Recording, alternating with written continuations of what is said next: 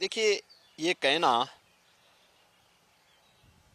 कि चुनाव में नॉन रिलेवेंट मुद्दे आ रहे हैं, मैं पूरी तरह सहमत नहीं हूं। चुनाव की शुरुआत में हम लोगों ने मोदी की गारंटी, जो विकास, सुशासन और सुरक्षा से जुड़े हुए थे, इन्हीं मुद्दों को हम लोगों ने जनता जनार्दन के सामने रखा था और पहला चरण इसी दिशा में आगे बढ़ा था। लेकिन इसी दौरान पहले चरण के ठीक पहले कांग्रेस और इंडी गठबंधन का जो सबसे बड़ा जो सहयोगी है, वह कांग्रेस पार्टी का घोषणा पत्र सामने आ गया। कांग्रेस पार्टी ने अपने मैनिफेस्टो में जिन बातों का उल्लेख किया है, वह भारत जैसे दुनिया के सबसे बड़े लोकतंत्र के लिए एक बहुत खतरनाक संकेत करता है। और चूंकि कांग्रेस का इतिहास इस पूरे मामले में हमेशा संदिग्ध रहा है, तो स्वाभाविक रूप से ये मुद्दे प्रासंगिक हो जाते हैं।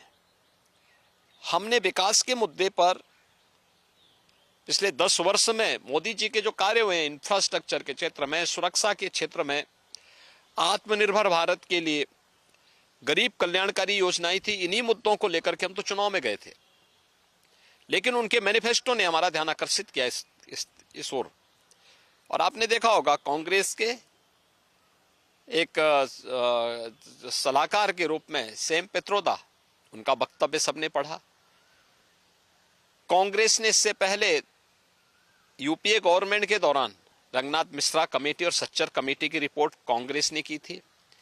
कर्नाटक में कांग्रेस नेतृत्व की सरकार है और कर्नाटक की कांग्रेस नेतृत्व की सरकार ने जिस तरीके से पिछड़े वर्ग के आरक्षण के लाभ में जबरदस्ती मुस्लिमों को घुसेड़ करके और उनके अधिकार में बंदरबांट करने और उसमें लूट करने की शुरुआत प्रारंभ की है, ये सभी संदेह पैदा करता है। एक दूसरा, जो विरासत टैक्स की बात कांग्रेस कर रही है, यह भी एक खतरनाक इशारा है। गरीबी, एक झटके में गरीबी हटाएंगे, इसके लिए वे हर संपत्ति का सर्वे करवाएंगे, एक्सरे कराएंगे, इस प्रकार का वक्तव्य कांग्रेस दे रही है। कांग्रेस का मैनिफेस्टो इस बात का उल्लेख कर रहा है। और फिर उसके माध्यम से हर एक संपत्ति को ये लोग अपने कब्जे में लेकर के, यानी दोनों चीजें, एक तरफ ये लोग देश के अंदर मजहबी आधार पर देश के विभाजन की आधारशिला रखना चाहते हैं, दूसरी तरफ किसी ने मेहनत से अगर अपनी संपत्ति अर्जित की है, घर बनाया है, कोई प्रॉपर्टी बनाई है, खासतौर पर हमारी माताएं बहनें अपने लिए जेवर खरीदती हैं, उसको ये अपने अधिकार में ले लेंगे। विरासत, जो बाप दादों की कमाई है, उसका आधा ये लोग हड़प लेंगे। और तीसरा, व्यक्तिगत कानून, पर्सनल लॉ को पुनः लागू करने की बात, 3 तलाक की कुप्रथा को मोदी जी ने समाप्त किया, ये कहते हैं हम फिर से लागू करेंगे।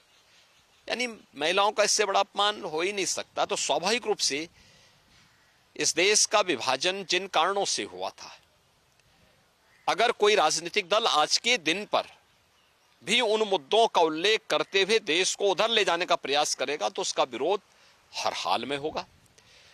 भारत के अंदर नक्सलवाद पूरी तरह समाप्ति की ओर है। अगर नक्सली और माओवादी प्रवृत्ति को फिर से भारत के अंदर पनपाने का प्रयास होगा, उसका पुरजोर विरोध होगा। भारतीय जनता पार्टी इसको कतई स्वीकार नहीं कर सकती। देश के अंदर यहां की जनता जनार्दन की संपत्ति पर, भ्रष्टाचारियों की संपत्तियों के खिलाफ कार्रवाई पहले से सरकार कर रही है। उनके एक एक पाई का हिसाब होगा। लेकिन एक कॉमन मैन को प्रताड़ित करने के लिए, उसके खून पसीने की कमाई पर कोई डकैती डालने का प्रयास होगा, तो इसको भारतीय जनता पार्टी स्वीकार नहीं कर सकती है। और कांग्रेस और उसके सहयोगी दल देश की राजनीति का तालिबानीकरण करने के पर उतारू हो रखे हैं। देश के अंदर माओवादी दुष्प्रवृत्ति को जबरन थोपने का प्रयास कर रहे हैं और पर्सनल कानून के नाम पर देश की महिलाओं का अपमान करने का प्रयास कर रहे हैं और लोगों की संपत्ति पर जो इनकी कुदृष्टि लगी हुई है, इसलिए ये मुद्दे आए हैं जो आज के परिप्रेक्ष्य में रिलेवेंट हैं। और इन मुद्दों को इसीलिए भारतीय जनता पार्टी पुरजोर तरीके से उठा करके जनता जनार्दन का ध्यान आकर्षित कर रही है कि सत्ता से लोग अभी कोसों दूर हैं, इनकी मानसिकता क्या है आपके प्रति, यह आप देख सकते हैं। और इसीलिए उस पर लगातार सरकार जो है, इस पर जो है लगातार भारतीय जनता पार्टी ध्यान आकर्षित कर रही है जनता जनार्दन का कि जागरूक हो जाओ। ये लोग जिस मंशा के साथ आ रहे हैं, इससे पहले कि इनके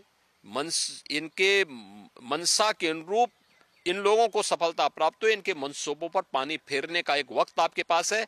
आपका एक वोट देश की तस्वीर और तकदीर को बदलने में निर्णायक साबित होगी और वह आपने 2014 में किया था, क्योंकि 11, 12, 13 में तत्कालीन केंद्रीय मंत्री पी चिदम्बरम बार बार वरासत टैक्स की बात कर चुके थे। आज वही बात तो सैम पित्रोदा कह रहे हैं। इसीलिए इन चीजों को लेकर के आज फिर से जनता जनार्दन को बार बार कहा जा रहा है कि वो कांग्रेस के इन मंसूबों पर समय रहते अपने वोट के माध्यम से पानी फेरने का काम करें, अन्यथा यह गठबंधन देश के लिए भी, कॉमन मैन के लिए भी और आधी आबादी के लिए भी भयंकर खतरा पैदा कर सकता है।